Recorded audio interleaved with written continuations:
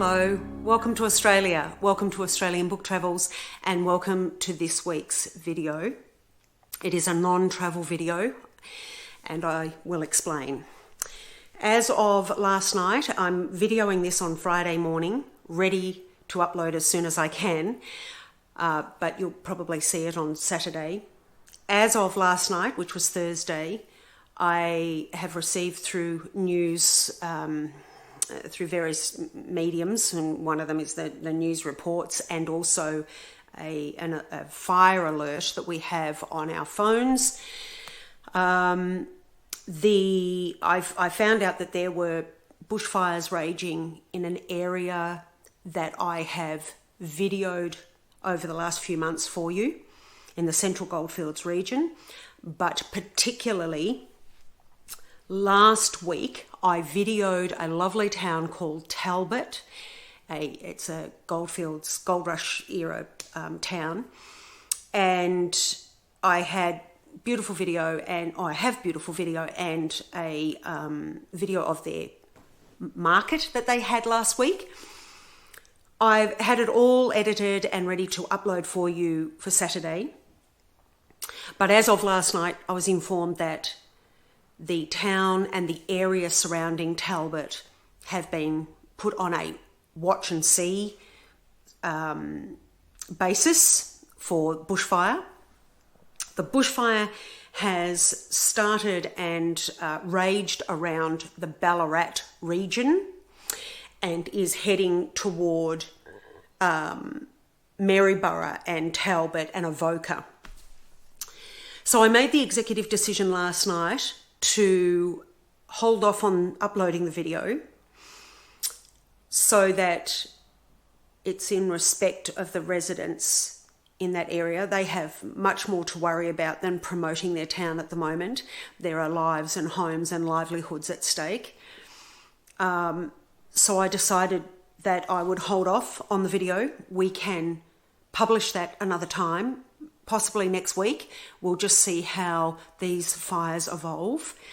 I think it's more important that for me, that I put myself out there to help in any way I can, whether that's food banks or, just helping people with their animals if they need their animals to be housed. We have land here that we can do that.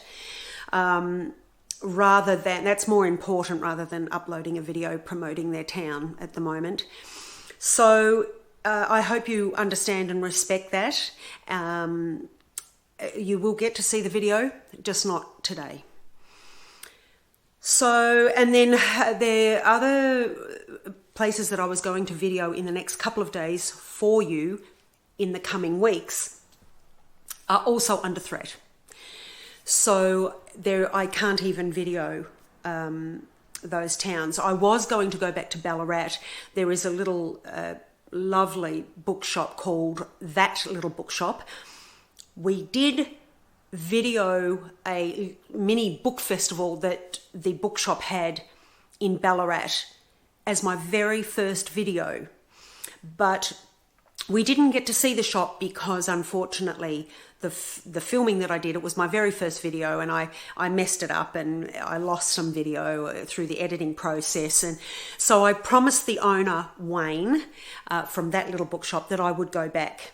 Now, he is having another book festival this weekend, but I'm not sure that will go ahead. I don't know. I'm not sure. I haven't heard that they're not going ahead with it, but I'm staying away from that area, logistics and for safety.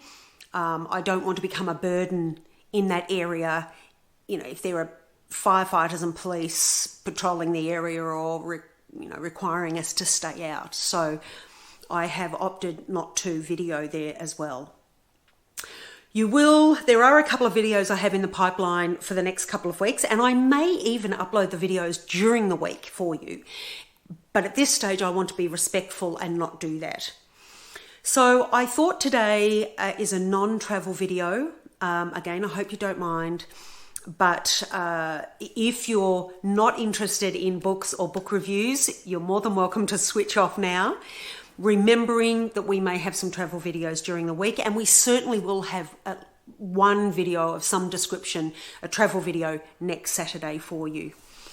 But today I thought I would just give the rest of us a bit of book review, a few book reviews to catch up on, and perhaps keep our mind a little bit off the bushfires. Just before I go on, I do want to wish everyone in the region, in the bushfire or on the outskirts of it, all the very, very best. I know it's heartbreaking, it is frightening. So I just, my heart is with you. I know that doesn't mean much, it doesn't do much for you, but my thoughts and my heart are with you. It's and if there's anything I can do, please reach out. That's all I can offer. If you need assistance in any way, definitely reach out, and I'll do whatever I can. Anyway, we will go on. Today I've chosen 3 books that are lovely books. The first one is a very old one.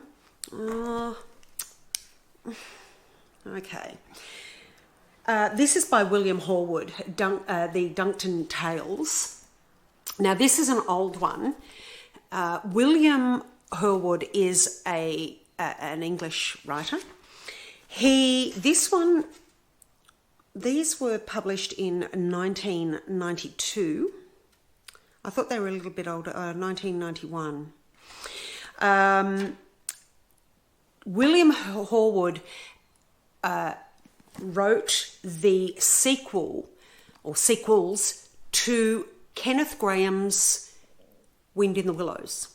He wrote The Willows at Christmas and Winter at the Willows, or I think it is Winter in the Willows. He did a beautiful job, an absolutely beautiful job. Now, the Duncton Tales are very similar if any of you have read Watership Down. Similar in that it is a story about a clan of, is that what you call them, a clan or a group of moles, and their tales, their experiences and their life and all the nasty and all the good things that go with life. So very, very close to or similar to Watership Down. It's beautiful. They're beautiful tales, and there's a series of 6 in this in the Duncton Tales. Not very well known in Australia, and I really haven't heard too many English people. They have discussed William Horwood's sequel to Wind in the Willows, but not his Duncton Tales. So they are beautiful. If you get an opportunity, this one is secondhand. If you get an opportunity, definitely read them. They're beautiful, absolutely beautiful. So that's William Horwood, Duncton Tales. And do read his Winter in the Willows and The Willows at Christmas, I think it is, the sequel to Kenneth Grahame's Wind in the Willows. They're beautiful. So that's William Horwood. Now, you all know I absolutely love the Golden Age crime era. There are so many authors I want to discuss with you. I mean, Agatha Christie is the most well-known, but, I'm going to say it, you're not going to like me for this, but I absolutely adore her. I started reading her when I was about 9, perhaps, and I adore her, absolutely adore her. But I do believe that there are authors out there who were better, and in actual fact, some of them, and one in particular, my favourite, outsold Agatha Christie. But more on that another time. This is a British Library crime classic. If you get the opportunity to ever buy these, they're absolutely fantastic. The British Library has reissued all of the lesser known published authors at the time, the Golden Age crime classic authors. and they're making a really good job of it. They're absolutely fantastic, and the covers are just beautiful. They're that, I think I've discussed this before, that a lot of the books coming out now, that particularly the paperbacks, have absolutely stunning paintings or pictures or watercolors in that. Also, some of them are a little bit cartoony. In that 1920s, 1930s advertising paintings or pictures. They're just beautiful. I love them. Anyway, I go on. John Dickson Carr. Now, he was an American. He spent a lot of time in England, but he was an American. And I think he was greatly influenced by G.K. Chesterton, who is also another English Golden Age crime classic author. But John Dickson Carr was famous for that one locked room type mystery, and a jolly good job he makes of all of these too. Now, this is The Seat of the Scornful. Now, I think this one, John Dickson Carr was born in the very early 1900s, 1904 or 05, and I think he died in the 70s or late 70s. Now, this one was originally published, I am jolly sure, 1942. That doesn't sound right. I'm sure it was published earlier than that. It says it was published here under the estate of his Clarice M. Carr. But I am jolly sure. Oh, no, that's correct. It was 1942. I stand corrected. See, I like to lead you astray. It keeps you on the edge. So 1942. This is a 2022 republish with a foreword by Martin Edwards, who's also a crime writer. But this was really lovely. Cozy, but one of those locked room type crime classics. I recommend you read it. Absolutely fantastic. And these range, they're quite, in Australia, they're quite a decent price. They range in the $20 to $20, sometimes they're $29, depending on how thick they are, and obviously just how much it's taken them to publish the book, print it and publish it. I think this one may have been about $22 or $25, but look, they're lovely, they're beautiful to keep, and I'm starting a collection of them, or I have started a collection, so that they're the type of book that you can always go back and read, like Agatha Christie. Once you've read it, give it a year or two and you can reread them. They really are lovely. So that's John Dickson Carr. A great story. And the next person, I was going to say the next lady, but we haven't had ladies yet. The next person is Margot Bennett. Now, she was born in Scotland in 1930s. You might find that I'm wrong on that, but I know she died in 1980s. Now, this one was published in 1952 and republished in 1921, again with a foreword by Martin Edwards. This one is The Widow of Bath. Now, I read both of these early last year, actually. There she is there. Fantastic, absolutely fantastic writer. Both of these people, they're wonderful writers.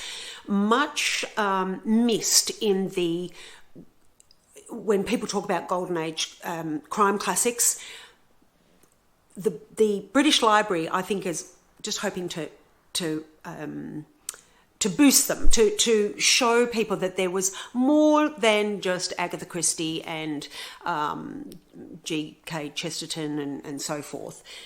There were a lot of really good crime writers in those days. Some of them are really cozy, some of them a little more like Freeman Willscroft, my favourite. He was a little bit more technical, and particularly with police procedure, but more on him another time, because I could talk about him for a long time. I may bore you. I may have to have a warning on that video that you may be bored, because he was a brilliant writer. But so too Margot Bennett and John Dickson Carr. This was a great read again. and just that lovely. I think maybe because they're set in England too, you know, you have those cosy sort of cottages and seaside resorts and things, and it puts you, well, obviously it takes you into another era, but it transports you. It's lovely. They're lovely. But they're also sneaky too, because sometimes you really don't know who has done it. And I love their different styles of writing, even though they're a crime, and sometimes you can have the crime fiction.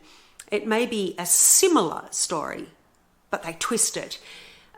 Depending on the author, they twist it, and you think, oh gosh, actually, I've read that type of thing before, but I haven't really. I didn't realise that you could make a twist on that. So they're really good, really super books. Now, I haven't told you, this one is about 450. See, I'm all of a dither today. This is 254 pages. And John Dixon Carr is probably similar. 236. John Dixon Carr and William Horwood. Now, this was published by Fontana. And this one, I think from memory, yes, nearly 600, 588 pages. You'll enjoy them, I promise you. I would really be disappointed if you didn't. And don't tell me if you didn't enjoy them. I don't want to know, because I love them. Highly recommend them. Do read them. So that's our Saturday video, a little bit different. Again, I would like to express my sincere and heartfelt support and really painful feelings for those who are currently experiencing the wildfires, the bushfires. We did last week have a bushfire in a place called the Grampians, which is to the west of the state, not too far from where the fires are burning now. There's a bit of a distance, but they're all in the west, more west, and the Grampians is even further west than the fires currently burning. And there was a great loss last week of towns. And the thing about this with the towns, these small country towns, they're struggling as it is, both with community, the amount of people in them who reside in them, and the businesses and so forth. So a natural disaster on top of all of that is just devastating. And I'm hoping that, you know, in the not too distant future, we can all sort of get behind them and support them and promote them and support them in their businesses and that too, which is really important. Otherwise, we lose them. We lose these lovely country towns with their history and their beautiful buildings and their beautiful community spirit. So, it's a bit of a sad note today, and I also have to, I don't have to let you know, but I want to let you know too that we've had a couple of private sadness. I had a companion pig that I've had for 18 years.